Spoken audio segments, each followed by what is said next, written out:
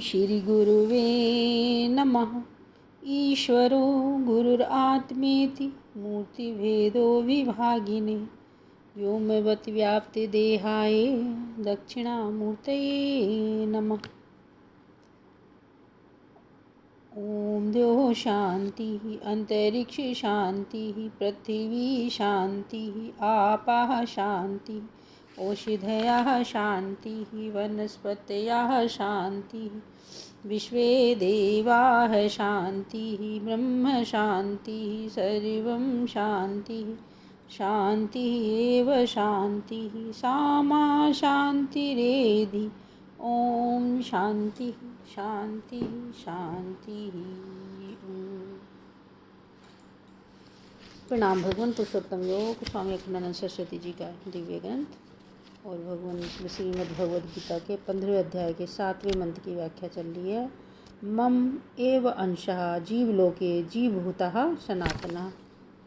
तो आगे जीवभूतः सनातनः, जीव न होने पर भी वह जीव हो गया। जीवभूतः का ऐसा अर्थ क्यों बताते हो? ऐसा अर्थ इसलिए बताते हैं कि ब्रह्मभूता का प्रयोग गीता में कई बार है। स योगी ब्रह्म निर्वाणम ब्रह्मभूतः अधिगच्छति। जिस जीव के लिए जीवभूतः है उसी जीव के लिए ब्रह्मभूतः है। ब्रह्मभूतः प्रसन्नात्मा न शोचति न कांक्षति। जीवभूतः असली स्वरूप है कि ब्रह्मभूतः असली स्वरूप है। नारायण योगाभ्यास करने से जब अंतःकरण शुद्ध हुआ, अपने स्वरूप का बोध हुआ, तब ब्रह्मभूता हो गया। उपाधि के नाश से उसका नाश तो नहीं हो जाता, नहीं उपाधि के नाश से उसका नाश नहीं हो जाता। सनातनः यह सनातन है, लेकिन जब जीव बनकर बैठ जाता है और विषय की लालसा से ग्रस्त होता है कि हमको यह चाहिए यह चाहिए, जब ज़रूरत हुई तो उस चीज़ को भोगने के लिए करण भी चाहिए, औजार भी चाहिए। जब जीव बनकर बैठे और चलने की हुई इच्छा, अब देखो इसमें विधान होता है। पहले मन में चलने का संकल्प हुआ, क्यों? चलने का संस्कार पहले से मौजूद है। सनातनः अंतःकरण अनादि है और उसमें बार बार चलना हुआ है। चलने का संस्कार है। उदय हुआ, क्या संस्कार उदय हुआ? कुछ देखने की इच्छा हुई, कुछ पकड़ने की इच्छा हुई, कुछ सुनने की इच्छा हुई। तो जब इच्छा हुई तो शरीर में इंद्रिय फूट गई। देखने की इच्छा से आँख निकली, सुनने की इच्छा से कान निकला। जो सुनने का औजार पहले चुप पड़ गया था वह जाग गया। अब देखने की इच्छा हुई, देखने का औजार मिला, लेकिन वहाँ तक नहीं पहुँच पाए। तब चलने के लिए पाँव आया, यह कर्म हो गया। तो मन है अंदर, अंतर इंद्रिय और नेत्र हुआ बाह्य ज्ञानेंद्रिय और पाँव हुआ उसका पूरक। आँख जिस देश में चलने को कहे उस देश में पाँव चलता है। पाँव असली कर्मचारी है। एक सज्जन किसी ऑफिस में काम करते थे।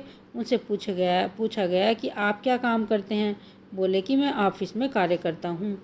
कार्यकर्ता कौन सा पद होता है? तो बोले भाई मालिक कोई इशारा कर देता है तो मैनेजर लिखित रूप से आज्ञा दे देता है, फिर वह आज्ञा क्लर्क के पास आती है और वह हमसे कहता है कि यह काम करके आओ। तो काम तो मैं ही करता हूँ, वे सब तो बैठे रहते हैं। यह कौन सा पद हुआ? चपरासी का पद हुआ। तो देखो आत्मा जो है वह तो मालिक है, जीव मालिक है, बुद्धि मैनेजर है और ज्ञानेंद्रिया क्लर्क सरीखी हैं और कर्मेंद्रियाँ खास कार्य करता हैं। इसी को कहते हैं कर्मेंद्रियाँ अंधी हैं और ज्ञानेंद्रियाँ लंगड़ी हैं। आँख तो कहीं जा नहीं सकती बेचारी और पाँव देख नहीं सकता। दोनों ने आपस में दोस्ती की। आँख कहेंगी देखने को और पाँव वहाँ पहुँचावेगा। तो अंधे के कंधे पर लंगड़ा सवार हुआ। अब देखो भीतर से प्रेरणा प्राप्त होती है। ये दोनों एक दूसरे के पूरक हो गए। कान सुनना चाहता है, वाणी बोलती है, त्वचा छूना चाहती है और हाथ पकड़कर चीज़ को ले आता है। इस तरह से ज्ञानेंद्रियों की पूरक कर्मेंद्रियाँ हैं। ये सब एक में मिले हुए हैं। मनः षष्ठानि इंद्रियाणि प्रकृति स्थानि कर्षति। प्रकृति माने शरीर में जो इंद्रियां हैं, उनकी वासना, उनके भाव, उनके मूल रूप, इनको यही जीव खींच कर ले जाता है।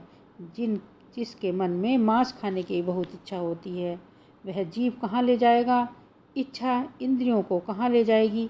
ऐसे मुँह वाले शरीर में ले जाएगी जिसमें खूब तगड़े तगड़े तो जबड़े हों। नारायण, जहाँ तुम्हारी इच्छा पूर्ण होगी वहाँ वह वासना ले जाएगी। तो प्रकृति में सब इंद्रियों के तत्व हैं। नेत्र तत्व भी भरा हुआ है, श्रोत्र तत्व भी भरा हुआ है और वासनाएं भी भरी हुई हैं। अब जैसी वासना से तुम युक्त होगे, जैसे चुंबक को लोहे के चूरे में डाल दो तो चुंबक की जैसी शक्ल होगी, लोहे के कण उड़ उड़ कर उसके ऊपर लग जाएंगे। ऐसे ही वासना से युक्त जो जीव है यह चुंबक है। देखने की वासना उसमें होती है तो आँख के उपादान उसमें सट जाते हैं। चलने की वासना है तो पाँव के उपादान सटते हैं। कहने का अभिप्राय यह है कि मन है षष्ठम येषां तानि मनः षष्ठानि इंद्रियाणि इंद्रियस्य भोक्तुः करणानि। इंद्रिय किसको बोलते हैं? इंद्र माने भोक्ता। एक इंद्र रहता है स्वर्ग में, एक इंद्र रहता है शरीर में। वह क्या करता है कि वृत्ति रूपी अप्सराओं के साथ विहार करता है, मीठी मीठी कल्पना करके उनका भोग करता है, इसलिए उसको इंद्र कहते हैं। उपनिषदों में दृष्टा जीव को इंद्र कहते हैं। अब इंद्रिय किसे कहते हैं? जो इंद्र से श्रेष्ठ है, इंद्र से जुष्ट है और इंद्र से दत्त है और इंद्र के भोग का साधन है। इंद्र का लिंग है, लिंग माने भोग का करण। तो हृदय में बैठकर यह जीव मन और मन की इच्छाओं को पूरे करने वाले जो औजार हैं उनसे अपने को बांध लेता है। जैसे कोई कारीगर जंगल में जाता है तो अपनी कुल्हाड़ी आरी कंधे पर रखकर जाता है कि अमुक पेड़ को काटेंगे। इसी प्रकार यह इंद्र रूप जीव सब जब संसार में आता है तो अपने औजारों को लेकर आता है। ये इंद्रियां उसकी औजार हैं। अब 5 कर्मेंद्रिय, 5 ज्ञानेंद्रिय, 5 प्राण, मन तथा बुद्धि, इन 17 तत्वों के लिंग शरीर को माने भोग के इन 17 औजारों को अपने साथ लेकर यह श्रीमान जीव संसार में प्रकृति स्थानी कर सती। प्रकृति में यह औजार फैले हैं, वहाँ से यह जीव उनको खींचता है। प्रकृति का कार्य अहंकार है और तामस अहंकार के कार्य द्रव्य हैं। राजस अहंकार के कार्य प्राण, सात्विक अहंकार के कार्य हैं देवता आदि। उनसे जीव संबंध स्थापित करता है।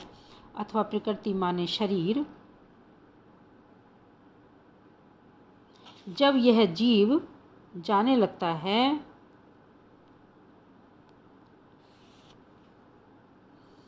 प्रकृति का कार्य अहंकार है और तामस अहंकार के कार्य द्रव्य हैं। राजस अहंकार के कार्य हैं प्राण, सात्विक अहंकार के कार्य हैं देवता, सात्विक अहंकार के कार्य हैं देवता आदि। उनसे जीव संबंध स्थापित करता है। अथवा प्रकृति माने शरीर। जब यह जीव जाने लगता है कहीं, तब यह खोल को तो जहाँ का तहाँ छोड़ देता है, लेकिन अपने जो औजार हैं, जो भोग के साधन हैं, उनको अपने साथ लेकर जाता है। इस बात का वर्णन भगवान अगले श्लोक में करेंगे। ओम शांति शांति शांति। प्रणाम भगवान।